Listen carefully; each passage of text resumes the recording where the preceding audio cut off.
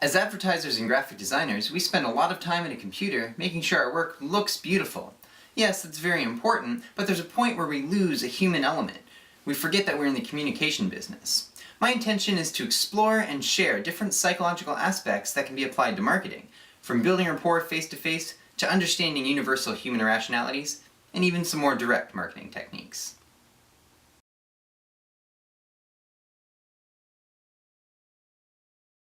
When trying to sell a product or service, the most important and most basic step is to make sure your audience is listening and that they trust you. The greatest ad in the world won't have any effect if no one sees it, or if they don't believe you. I'm on my way now to visit therapist Chris Fraser, who has graciously agreed to talk about his work and how he builds trusting relationships with a variety of different people. I'm hoping this new perspective offers some insight that we can apply to marketing. My name's Chris Fraser, and I'm in private practice. I'm a clinical social worker.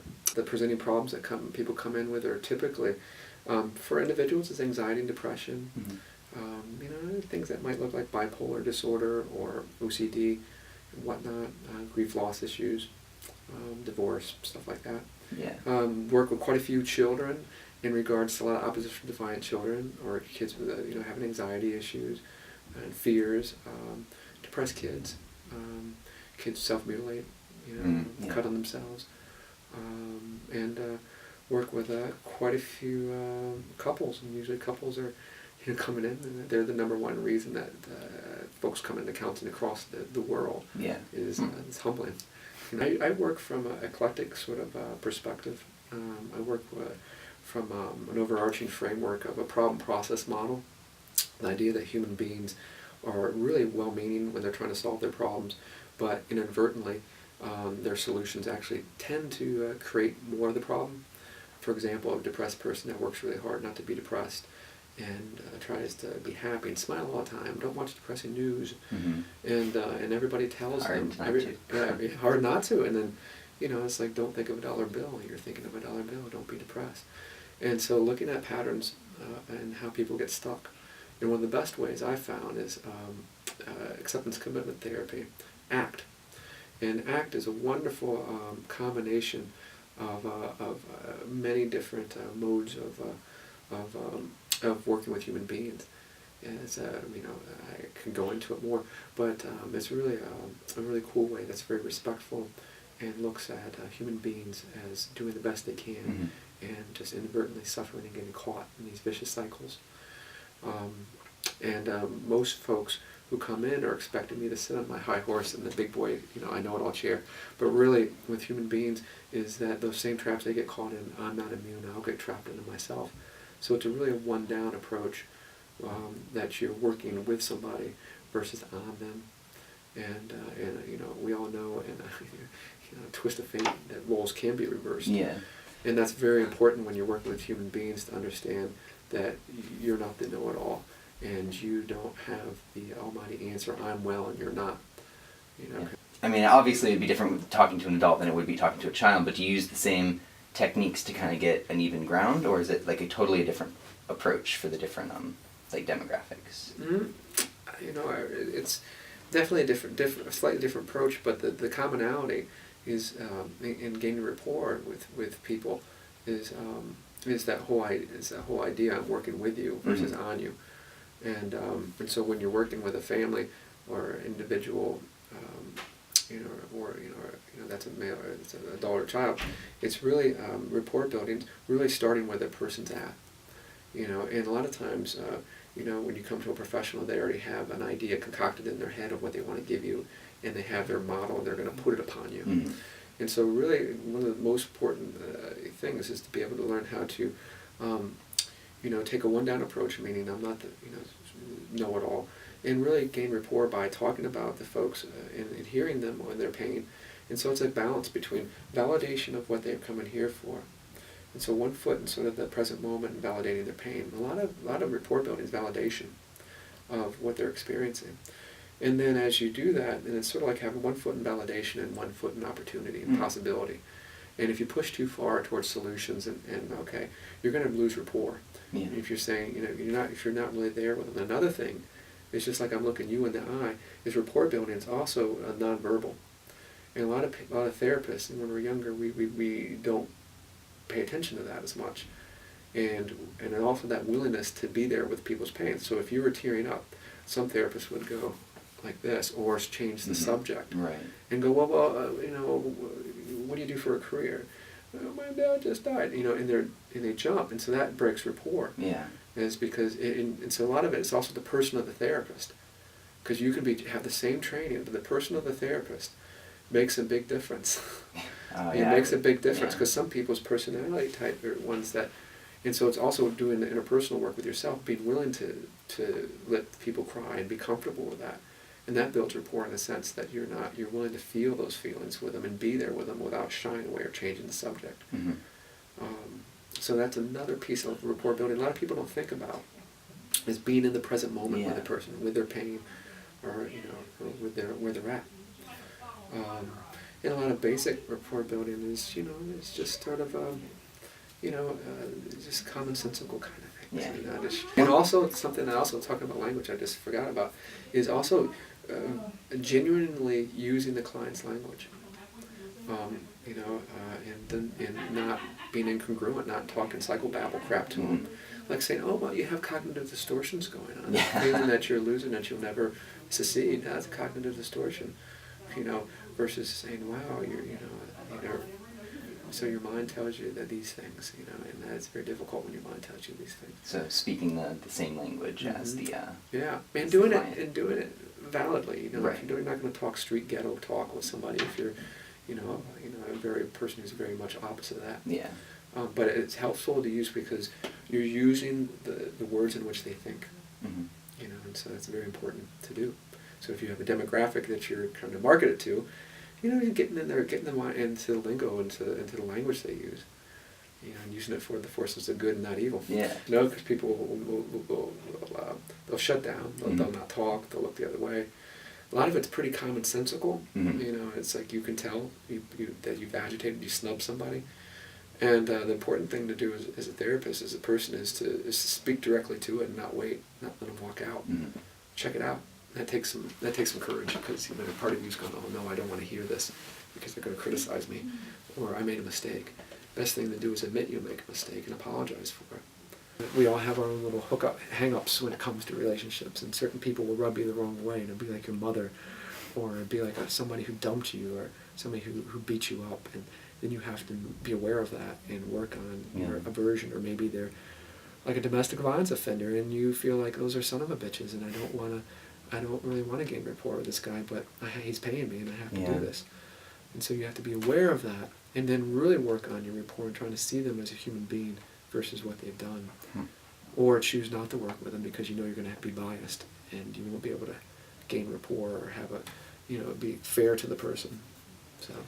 So do you ever have that just like one-on-one with people that either won't, like, just refuse? I can see that more with like children that just refuse to really listen to what you have to say, or you really just can't.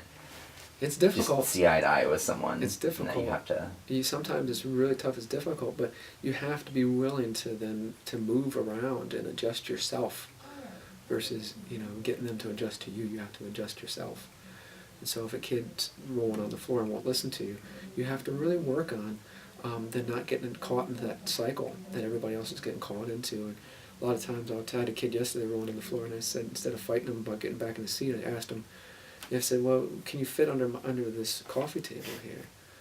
I don't think you can. And there's a lot of little tricks, going with the resistance and not getting caught in a power struggle, because that's what they want. Yeah. I tell a child who's not complying, not listening, obviously say, it's okay, I don't want you to listen now while I talk to your mother. And then I go compliment him. I said, he's a really smart kid. I know he's hearing everything I'm saying. So there's little tricks you learn along the way on gaining rapport with challenging kids or adults, and so it's art. Mm-hmm. And some days you're better, and some days you just sometimes you make mistakes. So. Yeah. Chris brought up a lot of excellent points and techniques that are extremely valid in marketing. Just addressing each design problem with a human user in mind can drastically improve the end product.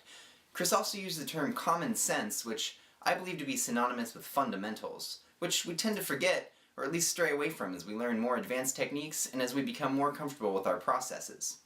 We think about rapport building, I think the core of it is to come off your high horse and realize that we're we all have similar struggles, and we're it sounds goofy and sort of kumbaya-ish, but we're all human, and we all have this same human base to want to be heard and understood and appreciated.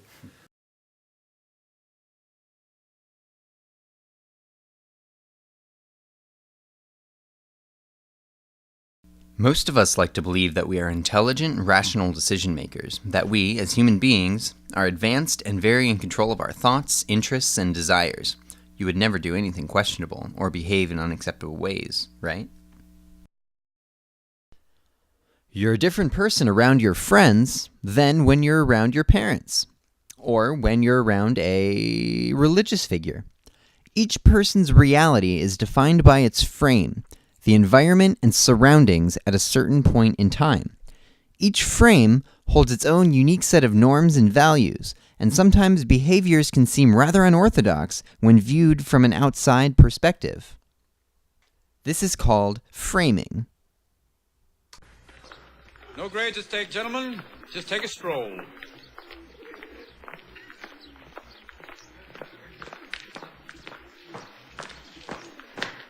There it is.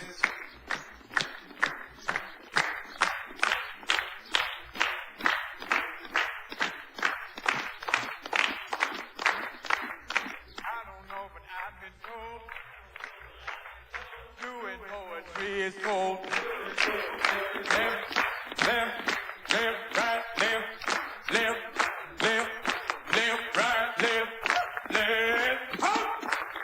Thank you, gentlemen. If you notice, everyone started off with their own stride, their own pace. Mr. Pitts, taking his time. He knew he'll get there one day. Mr. Cameron, you can see him thinking, is this right? It might be right. It might be right. I know that. Maybe not. I don't know. Mr. Overstreet, driven by a deeper force. Yes. We know that. All right. Now, I didn't bring them up here to ridicule them. I brought them up here to illustrate the point of conformity, the difficulty in maintaining your own beliefs in the face of others. Now, those of you, I see the look in your eyes like, I would have walked differently. Well, ask yourselves why you are clapping. Now, we all have a great need for acceptance. But you must trust that your beliefs are unique, your own, even though others may think them odd or unpopular, even though the herd may go, that's bad. Robert Frost said, 2 roads diverged in a wood, and I took the one less traveled by. And that has made all the difference. And I want you to find your own walk right now, your own way of striding, pacing, any direction, anything you want, whether it's proud, whether it's silly, anything. Gentlemen, the courtyard is yours. You don't have to perform. Just make it for yourself. Mr. Dalton, you'll be joining us. Exercising the right not to walk. Thank you, Mr. Dalton. Just illustrated the point. Swim against the stream. Conformity leads to a phenomena called de-individuation, so I've asked ancient historian Kara Markley to talk a little bit about this concept. De-individuation is a social, psychological concept in which a person is in a state of reduced self-evaluation. They lose their sense of self. This can be a type of groupthink, or it can be any time that a person simply feels disconnected from their actions. Unfortunately, there are a lot of cruel examples of de-individuation throughout history. One of the worst, in my opinion, was the Crusades, in which one religious group was pitted against another.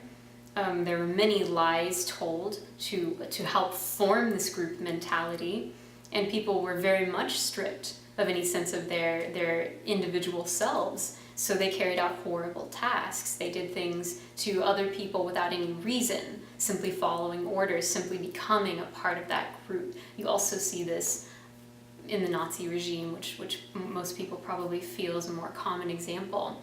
But really you see this in any war, with any army, and absolutely you see this in religious organizations. It's necessary for a religious organization to form that greater group.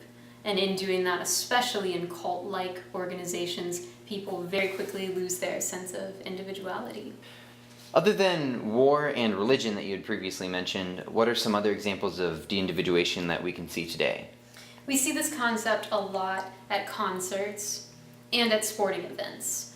In both cases, you have groups of people at the concerts forming mosh pits, and at the sporting events forming a sort of rallying group, either behind their team or against another team, often becoming violent and punching each other and fighting each other, setting things on fire, pushing over cars and vehicles. Usually this is exacerbated by the use of alcohol and or drugs.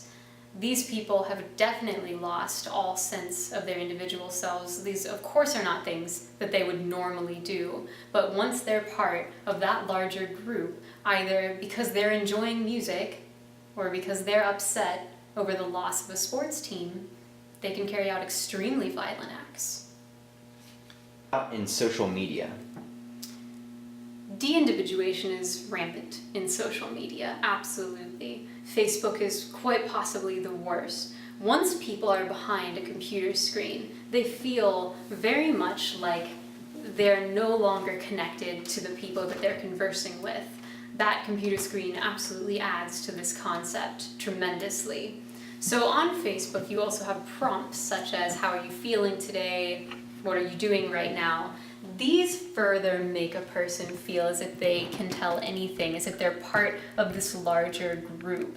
And they often divulge things that they would never, ever say to anyone on the street that they would meet, or at dinner, or in any kind of face-to-face situation. You also see this in arguments once people are getting very argumentative about a concept on Facebook. They become us versus them, and very quickly lose any sense of self and say things that I would imagine they later regret very much, that are then on the internet forever. Or things they wouldn't say in person when they're more aware of their Absolutely. the repercussions. Things that they would never say to a friend or a stranger, either one, in person, face to face. Are there any positives to this phenomena? There can be positives. In ancient Egypt, there's some recent evidence that shows that groups of people working on the pyramids, these may have been slaves or low-paid workers, were put into teams, sort of united to each other and pitted against the other team, in a hope to provide this group effort, or this group mentality of us versus them. We're going to work harder than the blue team, for example. We're going to build more because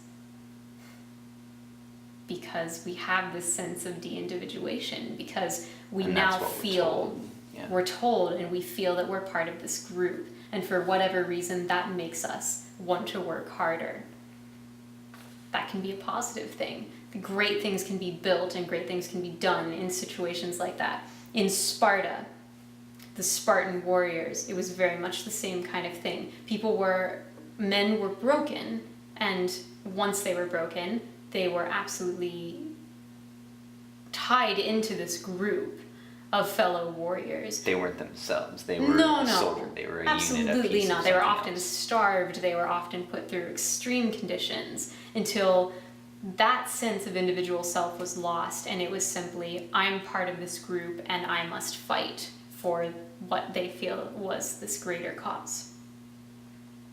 Yeah, I suppose any time a large group of people would come together with one goal or one focus in mind, a lot could be accomplished. Sure, even in religious situations, it isn't all bad. You can have people that are part of a church doing some form of very kind volunteerism. They might be building homes, or helping with food or drinking water, helping clean, helping at a homeless shelter. These are situations in which people do feel that they're part of a group, they're part of that church group or that volunteer group. They likely have a connection with those people. But to a degree, their sense of individual self has at least been minimized. They're now doing this as part of the group effort, or for the greater good of the group.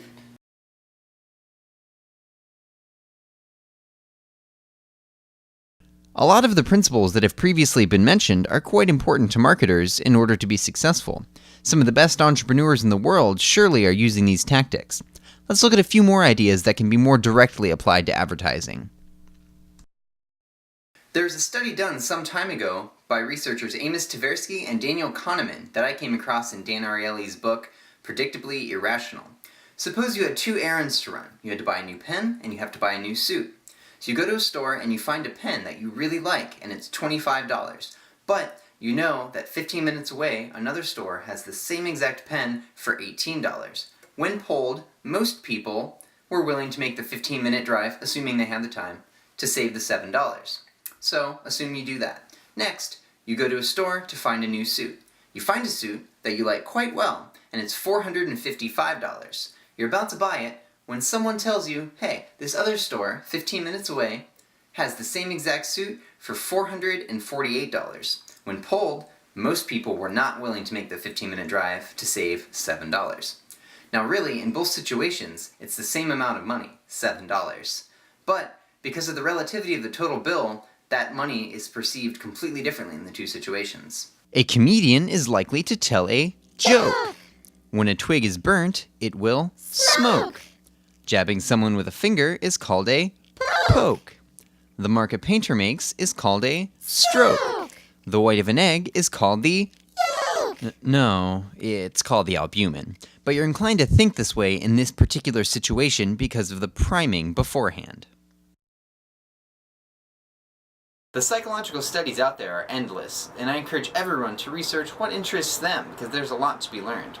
Thanks for taking the time to watch The Art of Influence, and I hope you're able to take away some concepts to approach what you do from a new perspective.